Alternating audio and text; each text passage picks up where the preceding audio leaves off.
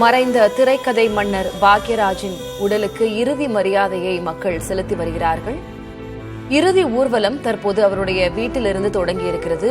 காவல்துறையினருடைய அணிவகுப்பு மரியாதையோடு அவருடைய இறுதி ஊர்வலம் தொடங்கியிருக்கிறது. கூடுதல் விவரங்களை வழங்குவதற்காக களத்திலிருந்து செய்தியாளர் பாலாஜி இணைந்திருக்கிறார். பாலாஜி, மிகவும் சோகமான ஒரு தருணம்.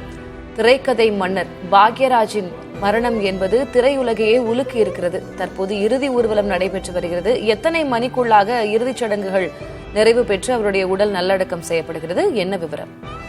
திலகவதி, இரண்டாவது நாளாக பாக்யராஜின் இருக்கக்கூடிய நுங்கம்பாக்கம் பகுதியில் ஏராளமான மக்கள் திரண்டு அஞ்சலி செலுத்தி தொடர்ந்து அஞ்சலி செலுத்தி வந்தனர்.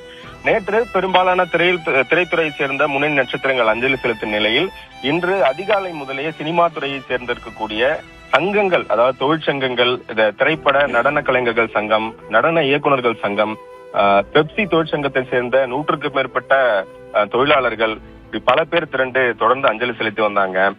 தமிழ்நாடு திரைப்பட இயக்குநர் சங்கத்தின் சார்பில் முன்னணி இயக்குநர்கள் எல்லாம் இன்று அதிகாலை முதலே தொடர்ந்து அஞ்சலி செலுத்தி வந்தாங்க.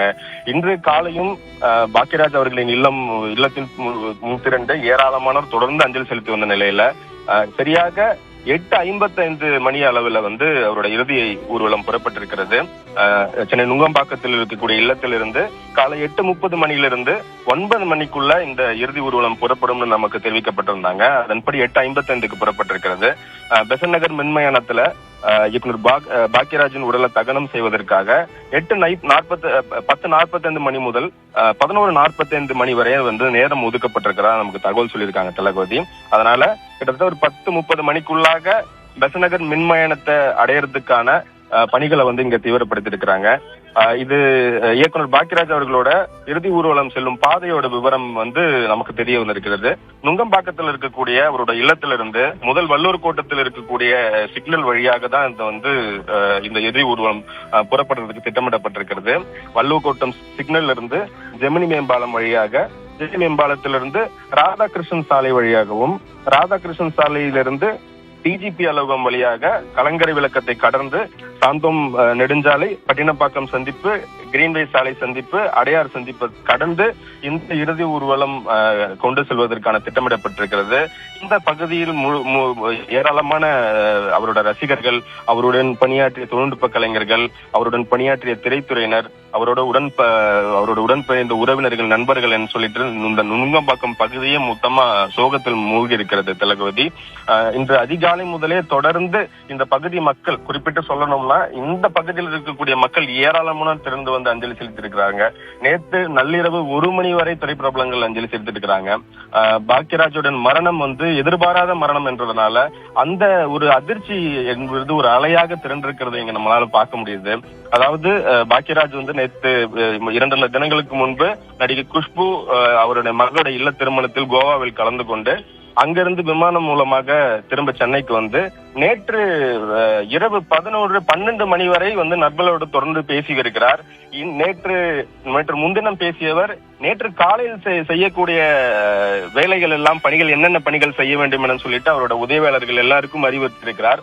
காலை 8 மணிக்கு வழக்கம் போல எழுந்து இயல்பாக நடைபெற்று சென்ற அவர் 8:34 மணிக்கு அவரோட உதவியாளர்கள்ட்ட கடைசியா ஒரு கால் பேசியிருக்காரு.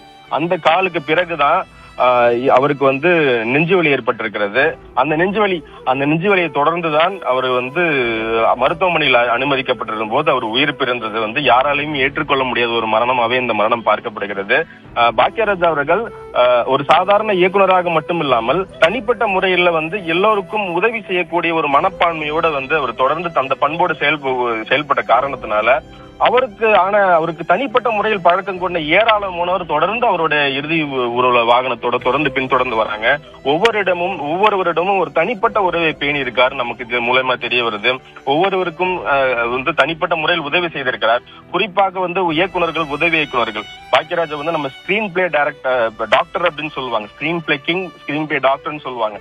அதாவது ஒரு கதையில் ஏதாவது ஒரு பெரிய பிரச்சனையோ இல்ல ஏதாவது ஒரு ஒரு ஒரு குளறுபடியோ ஒரு கதையை சரி செய்ய முடியாத ஒரு திரைக்கதை இருக்கும் சமயத்துல அதை பாக்கியராஜிடம் கொண்டு சென்றால் அதை அவர் சரி செய்து தருவார் என்ற நம்பிக்கை ஒட்டுமொத்த திரையுலகத்துக்குமே இருந்தது.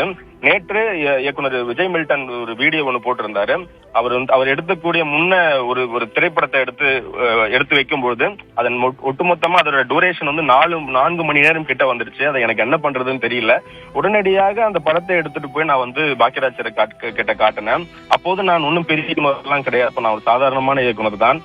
அப்ப பாக்கியராஜ் சார் வந்து என் கூட வந்து உட்கார்ந்து அவர் அந்த 4 மணி நேரம் தொடர்ந்த படத்தை பார்த்து அந்த படத்தில் இருக்கக்கூடிய கரெக்ஷன் எல்லாம் சொல்லி அந்த 4 மணி நேரம் படத்தை எனக்கு அழகாக அந்த கதையின் தன்மையும் கதையின் அழுத்தமும் அந்த படத்தின் உயிரோட்டம் குறையாத வகையில் எனக்கு அந்த படத்தை வந்து சுருக்கி கொடுத்தாரு. அந்த படம் ஒரு அருமையான படமாக மாறுவதற்கு பாக்கியராஜ் வந்து ஒரு முக்கியமான காரணமாக இருந்தாருன்னு சொல்லிட்டு தன்னோட பெரும் வருத்தத்தை பதிவு பண்ணியிருந்தாரு. இயக்குனர் விஜய் மில்டன் கிட்ட நேத்து நைட்டு 11:30 மணிக்கு வந்து அவர் வந்து ஒரு வாய்ஸ் நோட்டு போட்டிருக்காரு. அந்த வாய்ஸ் நோட்டையும் வந்து விஜய் மில்டன் அந்த வீடியோல பதிவு பண்ணியிருந்தாரு. நேற்று 11:30 மணிக்கு என் கூட பேசின ஒரு ஆள் இன்னைக்கு இல்ல அப்படிங்கறத வந்து என்னால வந்து ஏற்றுக்கொள்ளவே முடியல அப்படின்னு சொல்லிட்டு விஜய் மில்டன் தன்னோட வருத்தங்களை பதிவு பண்ணியிருந்தாரு. பாக்கியராஜ் கிட்ட அந்த பெரிய வேறுபாடுகள் இல்லாம பழகிறது தான் அவரோட தனித்தன்மையா உள்ள இருக்கிற திரைத்துறையில இருக்கிற எல்லாரும் சொல்றாங்க தளபதி. அதாவது பாக்கியராஜ் வந்து ஒரு பெரிய இயக்குனர்கள் இல்ல வந்து கூட வேலை பார்த்த நண்பர்களோ அவங்க கேட்டா மட்டும் உதவி செய்ய மாட்டாரு. ஒரு சாதாரண ஒரு அசிஸ்டன்ட் டைரக்டர் தன்னோட ஸ்கிரிப்ட் ஒன்று வச்சிருக்கேன் சார், அந்த ஸ்கிரிப்ட் எடுத்துட்டு வந்து உங்களுக்கு காட்டணும்னு விருப்பப்படுறேன் அப்படின்னு சொன்னா அவங்களையும் வர வச்சு அவங்களையும் அரவணைச்சு அவங்க கொண்டு வந்திருக்கக்கூடிய அந்த படைப்பை ரொம்ப தெளிவா பார்த்து நேர்த்தியா மாத்திக்க கொடுக்கக்கூடிய ஒரு வேலை வந்து பாக்கியராஜ் வந்து தொடர்ந்து செஞ்சிருக்காரு. பாக்கியராஜ் கிட்டோட தனித்துவம் வந்து அவரோட திரை பயணத்துல நிறைய இடங்கள்ல வெளிப்பட்டிருக்கும். இன்னைக்கு நம்ம ட்ரெண்டுன்னு சொல்லியிருக்கக்கூடிய நிறைய விஷயங்களை பாக்கியராஜ் வந்து 30 வருடங்களுக்கு முன்னாடியே அதை செஞ்சுட்டாரு அப்படிங்கிறது வந்து நமக்கு நிறைய விஷயங்கள் இப்ப பேசும்போது அவரோட நண்பர்கள் மிகவும் சிலாகிச்சு சொல்றாங்க. இப்ப வந்து தமிழ் சினிமால நம்ம பாக்குறோம்னா ஒரு படத்தோட டைட்டில் அதாவது தலைப்பு அறிவிப்புங்கிறது வந்து ஒரு விழாவாவே மாறிடுச்சு. டைட்டில் டீசர் அனௌன்ஸ் பண்றதை வந்து ஒரு ஈவெண்டாவே மாத்திட்டாங்க. ஆனா ஒரு 20-30 ஆண்டு காலகட்டத்துக்கு முன்னாடியே ஒரு டைட்டில் போடும்போது அந்த இடத்துல ஒரு வித்தியாசமான ஒரு வகையில எல்லாரும் ரசிக்கக்கூடிய வகையில வந்து படத்தோட டைட்டில்ல இருந்தே வந்து பாக்கியராஜ் தன்னோட வந்து ஒரு மாயாஜாலத்தை திரைக்கதை மாயாஜாலத்தை தொடங்கிடுவாரு. தமிழ் சினிமா நட்சத்திரங்கள் மட்டும் இல்லாம பாலிவுட் நட்சத்திரமான அமிதாப் பச்சன் வரைக்கும் தொடர்ந்து பாராட்டை பெற்றக்கூடிய ஒரு கலைஞன் தான் பாக்கியராஜ். அவரோட மறைவு இங்க தொடர்ந்து ஒரு பெரிய துயரத்தை இந்த பக்கத்தில் ஏற்படுத்தியிருக்கிறது தளபதி. இப்ப நம்ம வந்து இதுக்கு முன்னாடி இந்த கடந்த பாரதி ராஜா அவர்களோட மரணம் வந்து நம்ம எடுத்துக்கொண்டால் கூட பாரதி ராஜா அவர்கள் வந்து உடல்நிலை குன்றி இருந்தாரு. அவர் தொடர்ந்து மருத்துவ சிகிச்சையில இருந்தாரு. மருத்துவமனையில அவரை அனுமதிச்ச பிறகு அவர் வந்து திரும்ப வந்து வீட்டுக்கு வந்தாரு. வீட்டுல சிகிச்சையில இருந்தாங்க. எல்லா இயக்குநர்களும் போய் அவரை தொடர்ந்து சந்திச்சாங்க.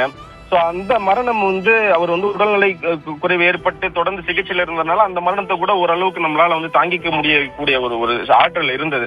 ஆனா பாக்கியராஜ் அவர்களோட மறைவு என்பது வந்து கரெக்டா 8 மணிக்கு வாக்கிங் போன ஒரு ஆளு 8:30 மணிக்கு வந்து அவரோட இல்ல 8:40க்கு மேல அவரோட மறைவு செய்தி கேட்கும் போது வந்து பெரும் துயரத்தை தான் ஒட்டுமொத்த திரையுலகுக்கு வந்து ஏற்படுத்தி இருக்கிறது.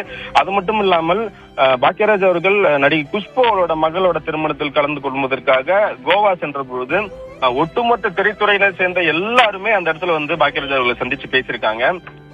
திரைத்துறையில பாத்தீங்கன்னா 80 காலகட்ட நடிகர்கள், அப்புறம் 90 காலகட்ட நடிகர்கள், 2000க்கு மேற்பட்ட காலகட்ட நடிகர்கள் எல்லாம் சொல்லிட்டு ஒவ்வொரு பிரிவா இருப்பாங்க. அவங்களுக்குள்ள ஒரு நட்பு வட்டம் கிரியேட் பண்ணிருப்பாங்க. அதுல ரொம்ப முக்கியமான ஒரு நட்பு வட்டமா சொல்லக்கூடியது இயக்குனர் பாரதி ராஜாவும் அது பிறகு பாக்கியராஜ் அவர்களும் ஆக்டிவா இருந்த காலகட்டத்தை சொல்லலாம். அதுல பாக்கியராஜ் அவர்கள் ஆக்டிவா இருந்த காலகட்டத்துல அவரோட வேலை செய்த இயக்குனர்கள், நடிகர்கள், நடிகைகள் எல்லாருக்கூடையும் மிகவும் அன்பாக ரொம்ப பழகக்கூடிய ஒரு ஆளாக இருந்த காரணத்தினால அந்த நடிகர்கள் எல்லாமே வருஷத்துக்கு ஒரு முறை வந்து actor and actress friends reunion ஒரு விஷயத்த பண்ணுவாங்க. இவங்க எல்லாருமே சேர்ந்து ஏதாவது ஒரு வெளிநாட்டுக்கோ இல்ல வெளியூருக்கோ போய் அந்த இடத்துல தன்னுடைய ஒன்று சேர்ந்து கூடிய ஒரு கொண்டாட்ட நிகழ்வை உருவாக்கி அந்த இடத்துல தன்னோட பழைய நினைவுகள் அவங்க எல்லாம் பகிர்ந்து கொள்வாங்க. இது ஒரு கிட்டத்தட்ட ஒரு 3-4 வருடங்களுக்கு மேலாக இது தொடர்ந்து இந்த நிகழ்வு வந்து நடத்திட்டு இருந்தாங்க. அதுல பாக்கியராஜும் ரொம்ப ஆக்டிவா வந்து கலந்துக்கக்கூடிய ஒரு ஆளா தான் இருந்தாரு. இப்படி தொடர்ந்து நிகழ்வுகள் நடந்திருக்கிற சூழ்நிலையில ஒரு திடீர் மரணம் பெரிய ஒரு தாக்கத்தையும் ஒரு பெரிய அதிர்ச்சியும் திரைத்துறைக்கு ஏற்படுத்தியிருக்கிறது தளபதி.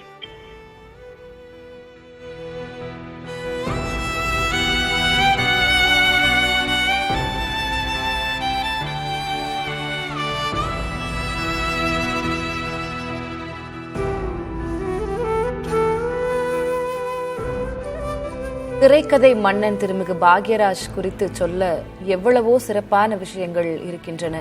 நீங்கள் சொன்னது போல பாலாஜி, காலை 8 மணிக்கு நடைபயிற்சி சென்ற ஒருவர் 8:30 மணிக்கு நம்முடன் இல்லை என்பதை மனம் ஏற்க மறுக்கிறது. இதே மனநிலையில்தான் இன்று தமிழக மக்களும் தங்களது இறுதி அஞ்சலியை திரைக்கதை மன்னருக்கு செலுத்தி வருகிறார்கள். அவருடைய இறுதி ஊர்வலம் தற்போது தொடங்கி நுங்கம்பாக்கம் வழியாக சென்று கொண்டிருக்கிறது. அந்த காட்சிகளை பார்க்கிறோம்.